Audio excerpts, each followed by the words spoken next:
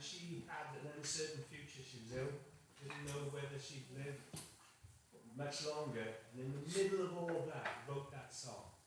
And I think sometimes when you hear the stories behind the songs, it sort of gives it a whole new meaning.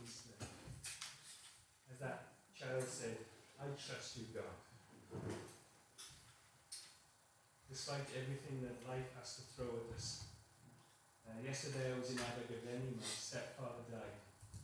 And so the minister read out, precious in the sight of the death of his saints. And my mum sang, she's in her 80s now, she said, I didn't know if I was able to do this. You know, that sometimes the road is tough. That was the song, I can't remember the exact words. But we know that Jesus is beside us, even along those tough roads. My reading this morning is from Romans chapter 5. Romans chapter 5. And starting at verse 6. Romans 5, verse 6.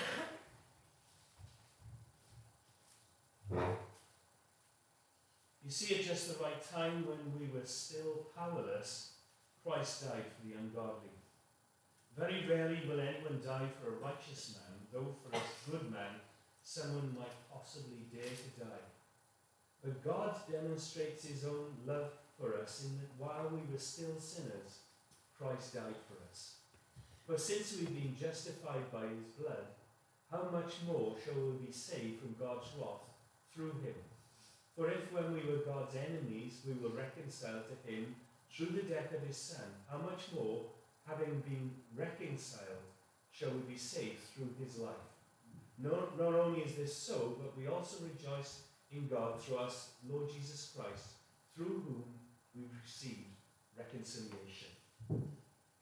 This morning I'm going to look at a book in the Old Testament. I'll give you a chance to find it because even I find it difficult to find. It's the book of Hosea. If you find Isaiah and Jeremiah and just keep going, Daniel, Hosea. And I'll make reference to just the first few chapters of the book of Hosea.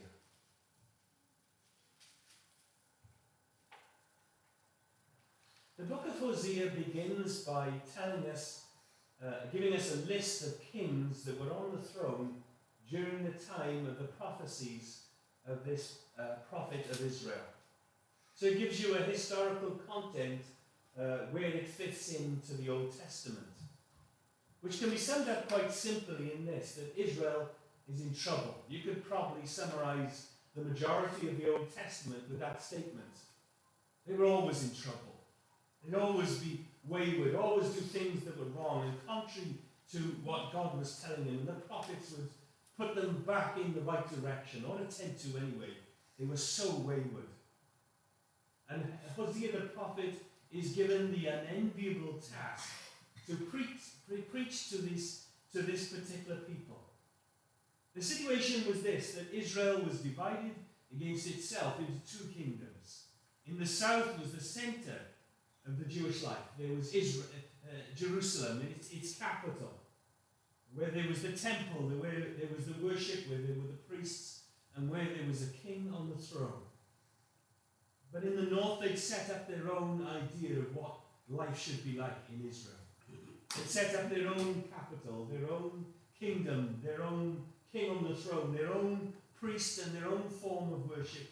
But it was never God's plan to be that way. God's plan always was and still is to this day, as Jerusalem as the center of everything, and everything revolves around Jerusalem.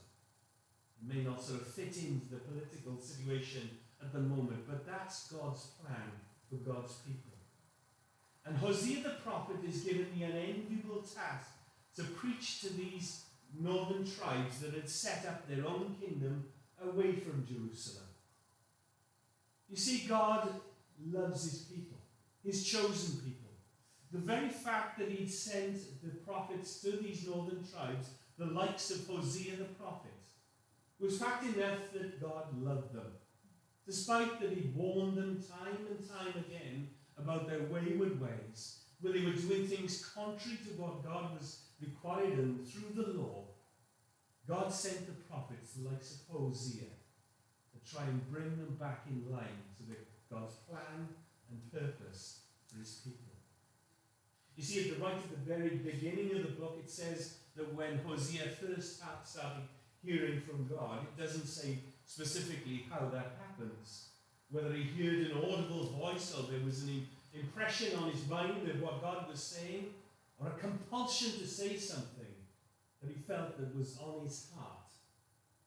Now, his opinion counted for nothing. There are many people with opinions of the way that things should be run, how a country should be run, how a church should be run, how a nation should be run. And I'm sure Hosea had an opinion of how the nation should be run. But God's opinion counted and was paramount above everything, about his opinion, about the opinions of these northern tribes of how the country should be run. And there were plenty going round at that time. But God knew the plan and purpose for his people and sent the prophet in. And the Hosea the prophet knew the voice of God above all the other opinions and ideas of the day. So when God speaks to the prophet right at the very beginning of the book and tells him to do something, he has to know that this is from God. It's not his own opinion. He's not influenced by the people around him. Now, being a prophet in the Old Testament meant a fact of life or death. Because if a prophet predicted something to come to pass, and it didn't, under the Old Testament law found in Deuteronomy, they had the right to kill him. So once the prophet opened his mouth opened, he had to know that this was God, and it wasn't his own opinion. The problem was in the Old Testament that the majority of what the prophet spoke was something that the people didn't want to hear. Because most of the messages the prophets speak in the Old Testament is turn from what you're doing, otherwise there are consequences for your actions. Meant that the likelihood of the prophet offending the people was high. And the likelihood of a prophet reaching a ripe old age would be rare, if ever at all. Because they was always offended. Because all the messages are saying in the Old Testament is turn from your ways, otherwise there are consequences for their actions. And it's easy for us in retrospect to look at them and point the finger and say, oh, why didn't you learn? Why didn't you listen? Because otherwise you did pay the consequences. And we see that time and time again throughout the whole of the Old Testament, where they ignored God's ways and they paid the consequences for it. So when the prophet is told to do something specific, he has to know that it's God. And right at the very beginning of the book, he tells him to get married. No, there's nothing wrong with that, because God ordained marriage right from the very beginning and said that it's not good for man to be alone. Now he tells him the specific woman that he's about to marry, so he knows for certain that this is the particular woman which God wants him to get married. Her name is Gomer, her father is Diblaim. So there is no confusion that this is the specific woman that he's about to marry. And he marries her. But there's a twist in the tale, as there very often is in life. And the twist in the tale is God knows her character. God knows that she's flawed to the very core. God knows that throughout the course of this marriage that there would be a time where she would be unfaithful. And it would take her down a road that she would eventually become the lowest of all in Jewish society, a prostitute, a harlot. And different versions would sort of give her, but there's no pretty way of telling this story. This isn't a pretty story. It's a painful story. And you wonder how the prophet could endure such a thing or answer such a call upon his life. But marry her he did. Gomer, daughter of Diblaim.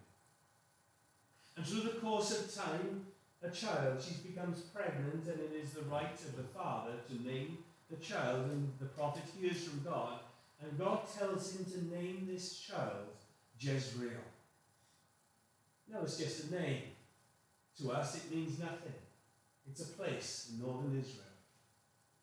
You see, in our society, and I've just got a granddaughter called Megan, it means pearl. And we name our children according to the fashions of the time or our family traditions or what sounds good with our surname. But a name in Israel gave them an identity. Very often it told a story, and it certainly did in the life of the prophet Hosea, because Jezreel was a battlefield.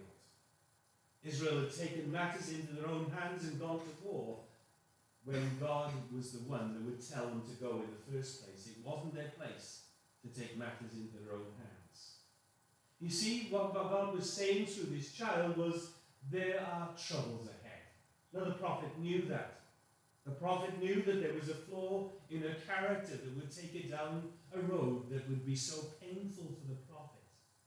Jezreel means God sows, God scatters, and there would be a scattering in his life. But like a seed that would fall into the ground, in order for it ever to produce anything good, first it needs to die. There was more trouble ahead. It would get a lot more painful before anything good could ever come out of this. Whenever I'm looking at a character, especially in the Old Testament, I try to place myself in his shoes. Try to imagine the story that goes behind it without coming away from the text itself. Imagine he knows that there is trouble ahead, and if God speaks to him through the life of this young child which is born. You imagine the prophet has got this unenviable task of preaching to these wayward tribes. History goes before him that they were ignoring what God had to say and did their own thing. You can imagine he's got this painful situation, and he comes home one day and she's missing. It's not there in the text, but try and imagine the sort of things that would happen. And she comes home and she makes excuses why she's not there. Sometimes the so-called friends would say, well, she's dressing inappropriately, she's been seen with someone, she's acting in a way which is inappropriate for a married woman. You can imagine the prophet, he runs through, walking through the village square, and there's a group of people talking, and I don't know if you've been in the same situation, and suddenly they become silent, and it's obvious that they're talking about him. Because God was spreading around a little bit and acting inappropriately. And in the middle of all this, the rumours, the pain, she becomes pregnant again. Doubts in his mind, knowing that there's trouble ahead, that she becomes pregnant again, and God speaks again when the child is born and says, name the child Lo-Ruhela. Again, a name that means nothing to us, but it means not loved, not pitied. If ever there was any glimmer of hope for this man and his marriage and his children, and now it was diminishing and almost disappearing. Perhaps the rumours were true. Perhaps this wasn't his child in the first place. And if the story ended there, it would be painful enough, but it gets even worse. From the rumours, from the way she was, the way she acted, the way she dressed, the inappropriate behaviour that she was carrying out, and the pain that this poor prophet would have to go through, there came that dreadful day when he comes home and she's gone. Imagine it. It was enough to speak to these wayward tribes. You would think that he would need some form of comfort when he came home. A friend, a companion, a wife that would be there and be his rock. But there came that painful moment where she was gone, left with someone, who knows who. One commentator said it left him as a single parent. It doesn't say that. But was she that cool and cold and callous? Who knows? That she left the kids with him too. Wow. Imagine that as a single parent, the humiliation. You know, what does a dad say in such a situation? Don't worry, kids, it'll be all right. He'll turn out all right in the end. But mum's gone.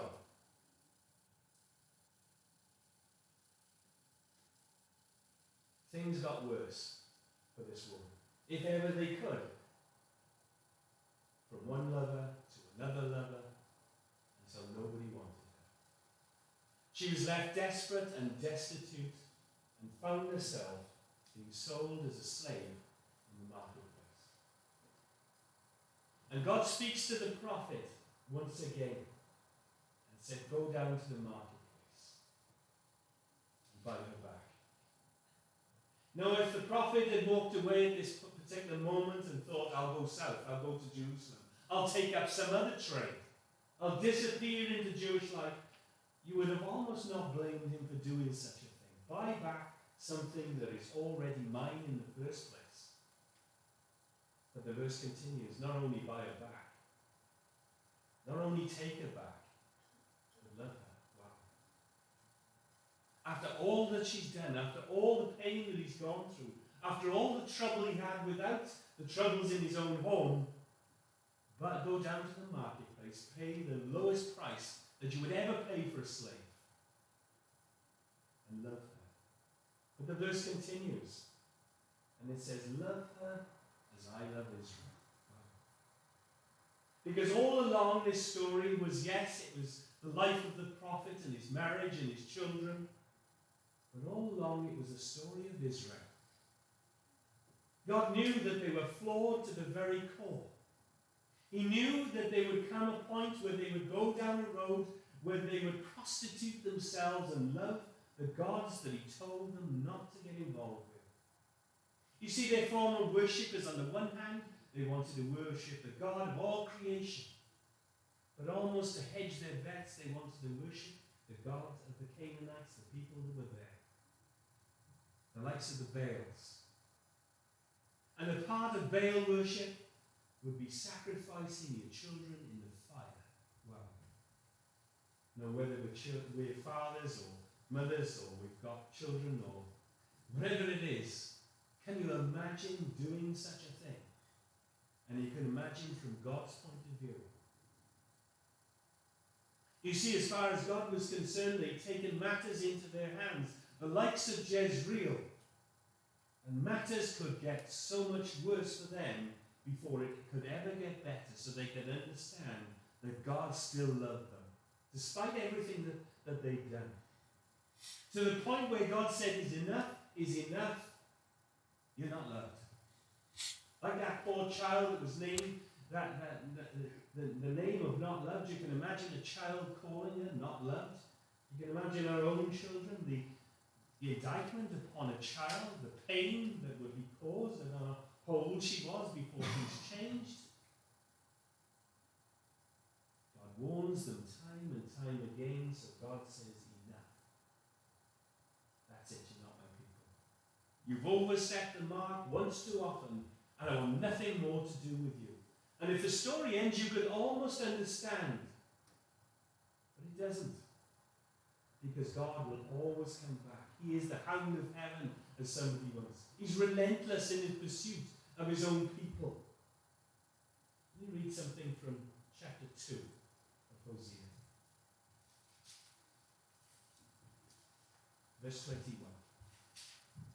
In that day I will respond, declares the Lord. I'll respond with the skies, and will respond with the earth, and the earth will respond to the grain, and the new wine, and the oil. And they will respond to Jezreel. I will plant her for myself in the land. I will show my love to the one I called not my loved one. And I will say to those called not my people, you are my people. And they will say, you are my God. That's the sort of God we serve. That despite everything that they put God through, despite the ignoring what God had to say to his people and warn them of their ways, time and time again. You see this through the story of the life of this poor prophet, who speaks a story of Israel all along. We see the love of God. But what does that speak to us today?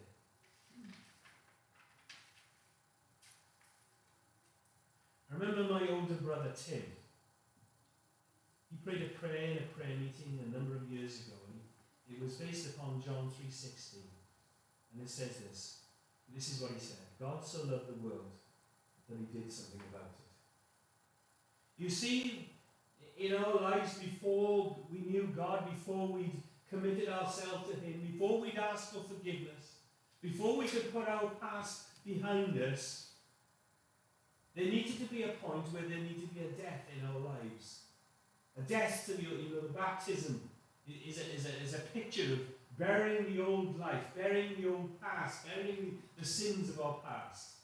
A public declaration of our commitment to Him. And in our lives there needed to be that Jezreel moment. Before anything could ever get better, first there needed to be a death. We needed to put our past behind us. There was a time in our lives that we were like that poor child with a name not loved, Lorubino, that we didn't know God's love. We didn't know that He loved us so much that He would send His Son for us. There was a time in our lives when we weren't His people. We were far away from Him. And like that poor prophet that went down to the marketplace and had to buy his wife back, there was a price that Jesus paid for us. He went down to the marketplace of this life. And we were like the common prostitute. We may say, oh, we're not that bad. But in the Old Testament it says, if you break one of my laws, it's almost as guilty as if you've broken all of them. So it doesn't matter how small and seemingly insignificant the sins that we've committed before we're saved, and even in our lives now, because we're never sinless. We're always tripping out. There are always weaknesses in our lives. But God is a God of forgiveness and new days. You see, God sent His own Son to pay that ultimate price for us, despite the way that we treated Him, despite our coldness towards Him. And in a place where we didn't know God's love, and we weren't His people, like these children, their names were changed to loved and my people. In the book of Romans, it makes reference to this. Romans 9:25, and it said, I will call them my people who are not my people. I will call her my loved one who is not my loved one. There's some beautiful verses in the story of Hosea, which speaks of God's love for us. It speaks of God's love for Israel, but it also speaks to us today. You know, St. Paul, when he writes to the young pastor Timothy, he says that all Scripture is useful for every aspect of life. Whether it's on the one hand to encourage, or it's the opposite end of the scale, it's there for a rebuke. Then all Scripture is useful, and we've got to look at what God's usefulness in this seemingly small and insignificant book in the Old Testament. In Hosea 2:6 says this, I will surround her with a wall of thorns and block her path. You know, God will do anything and everything to grasp our attention. For me, it was, and you probably hear my testimony time and time again, when my father died as an 18-year-old, he certainly had my attention. And as a 39-year-old, when my wife left, and I was left with two young teenagers to look after, he grasped my attention again. You see, God sometimes will allow circumstances to seemingly run out of control, that it seems that we're hedged in. There's no way forward, there's no way back, we can't turn to the left or the right. The only way that we can turn is to Him. I remember praying that prayer. Well, that's it, God. You certainly got my attention now. And Hosea 2:14. Another one, and this is a prayer that I prayed, and Brian will know this, or someone for a long, long time. I will allure her into the desert and speak tenderly to her. Wow. And that's what God does. If we reflect our lives when we came to Him, there was a time where He allowed us to grasp His attention. Everything else seemed unimportant. Everything else seemed insignificant. His attention was grasped by us on that moment of salvation. You see, this story, a painful story, is our story too. We were far away from Him. We did things that offended Him. But God loved us. You know, we're not Israelis by birth, but God sent His Son for the whole world, not just for the nation of Israel. We are His people. We are loved by Him. God allows situations to seemingly run out of control. And I don't know what you're going through in this life, but God loves you.